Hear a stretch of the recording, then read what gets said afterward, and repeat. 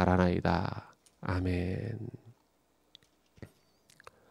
오늘 사도행전 25장 23절에서 26장 3절까지 말씀 가지고 진정한 위엄과 은혜, 진정한 위엄과 은혜라는 제목으로 말씀 나누고자 합니다.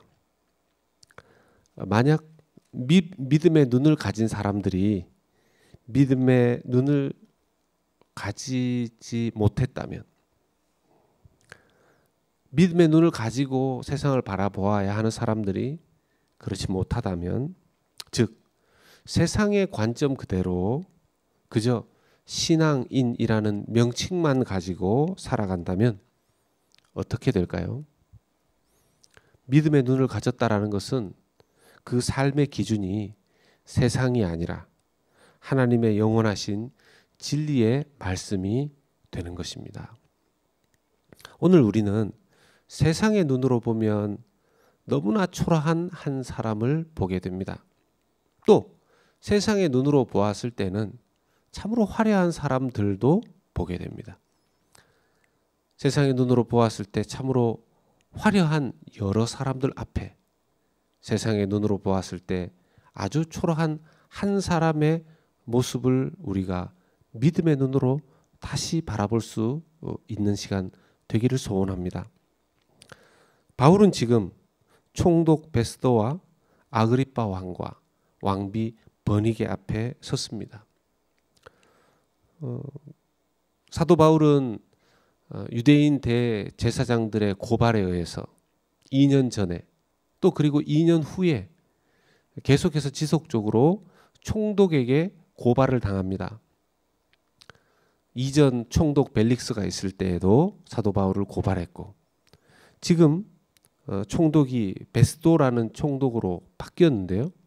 이 바뀐 총독에게 또 유대인의 대제사장들은 고발을 합니다.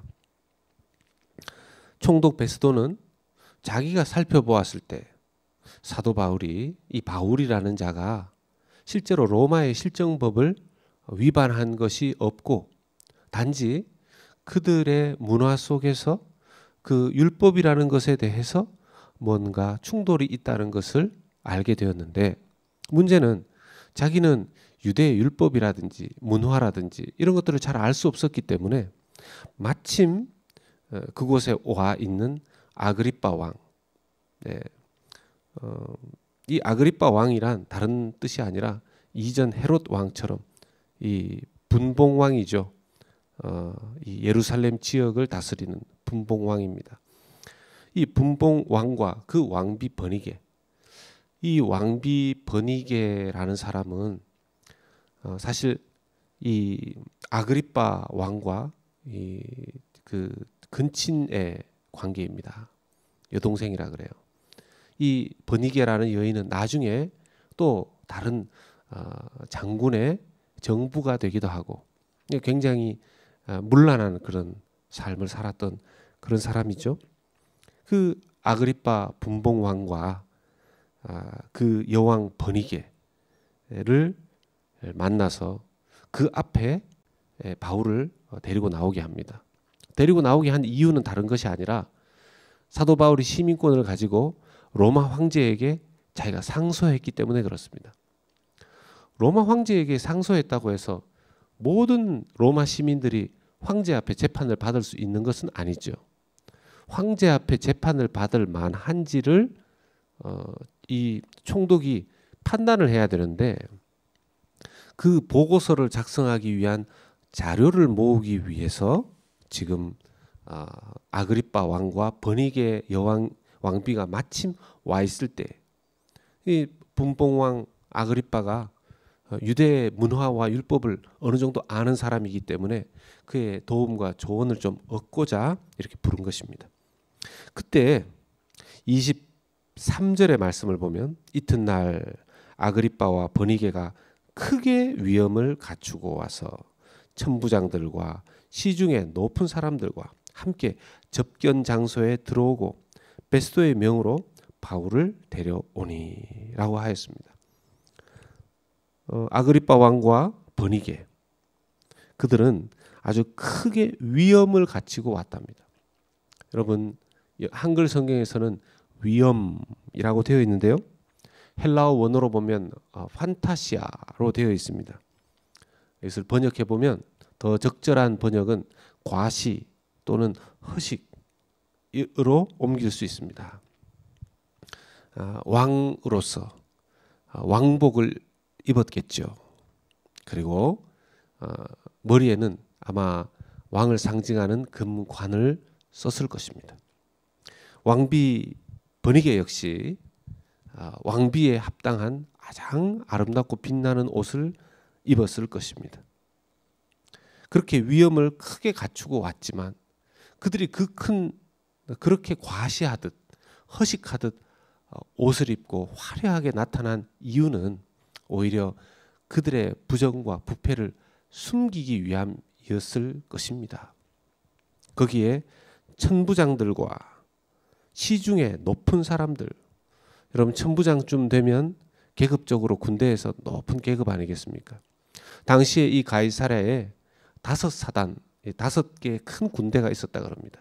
그러니까 5명의 천부장들이 있었겠죠. 그러면 이 5명의 사단장들, 천부장들이 얼마나 멋있게 군복을 갖춰 입고 왔겠습니까? 거기에 시중에 높은 사람들, 이 사도 바울의 장면을 보고자 그 주변에 있는 사람들 중에서 높은 사람들도 함께 왔다는 것입니다.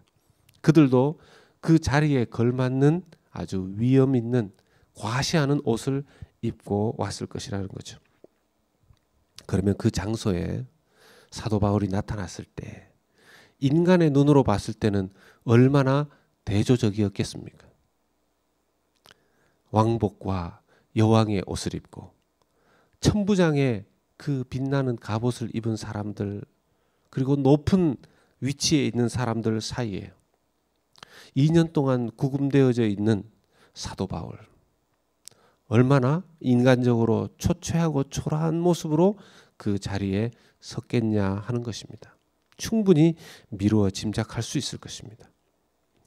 인간의 눈으로 볼 때에는 누가 위험 있는 모습으로 보이고 누가 초라한 모습으로 보이는지 쉽게 우리는 알 수 있지만 하나님의 영원하신 불변하신 진리의 눈으로 볼 때에는 그렇게 과시하듯 허식으로 옷을 입은 자들의 인생은 하나님 눈에 어떻게 보였겠습니까?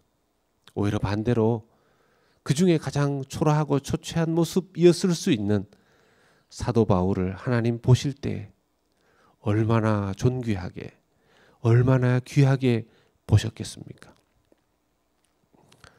이후에 베스도, 총독 베스도가 여러 가지 설명을 한 후에 바울은 일단 로마 실정법 상으로는 죄가 없는 것으로 자기는 판단된다고 이미 말하였습니다. 다만 황제 앞에 서기 전에 자료를 모으기 위해서 여기에 불러왔다라고 이야기를 하는데, 이때 이제 26장 1절에 아그리빠 왕이 바울에게 이르되 너를 위하여 말하기를 너에게 허락하노라. 아그리빠 왕이 이제 말해보라 라고 하면서 사도 바울에게 손짓을 한 겁니다.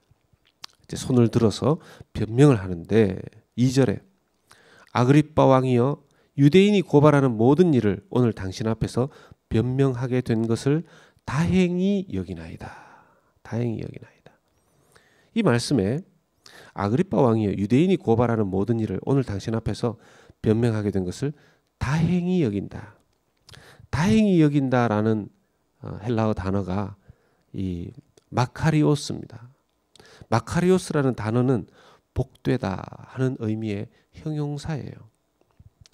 어떤 의미냐면요, 이것이 바로 하나님의 복이요 하나님의 은혜입니다 하는 뜻이 됩니다. 여기 다행이다라는 말을 한글로 옮겨 그대로 이렇게 쓰기보다 원어상으로 따지면 조금 의미가 더 분명해지죠.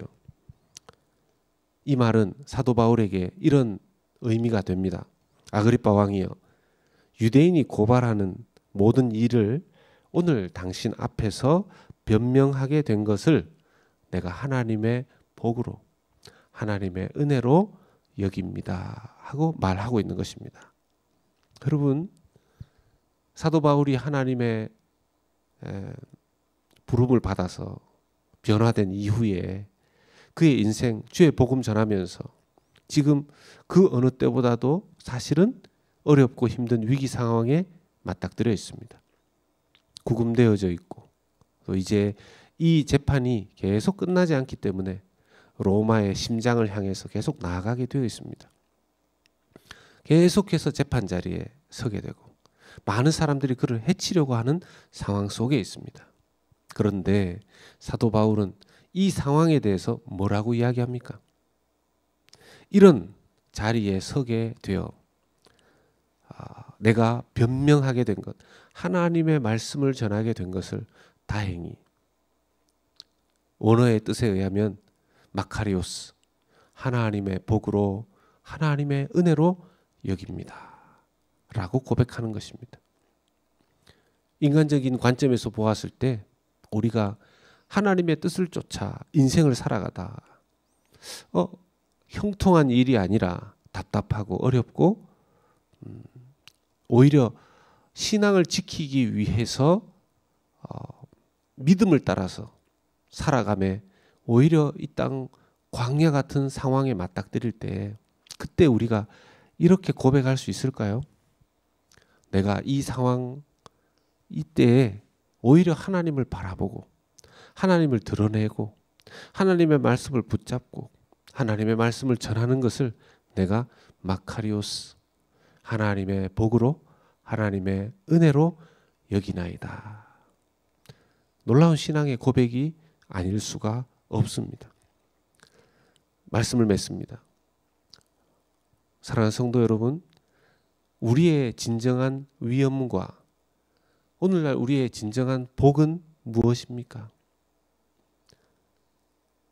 겉으로 보기에 화려한 옷을 입고 화려한 삶을 사는 인생이 아니라 사람들의 눈에 의해서가 아니라 하나님 보시기에 의미 있는 인생을 살아가는 존재가 되고 하나님 보시기에 어떤 어려운 상황 속에서도 말씀을 전할 수 있고 믿음을 드러낼 수 있다면 예수 그리스도의 복음을 나타낼 수 있다면 그것을 하나님의 복과 은혜로 여기며 살아갈 수 있는 그러한 믿음, 그러한 믿음의 눈을 주시기를 우리 주 예수 그리스도 이름으로 축원합니다.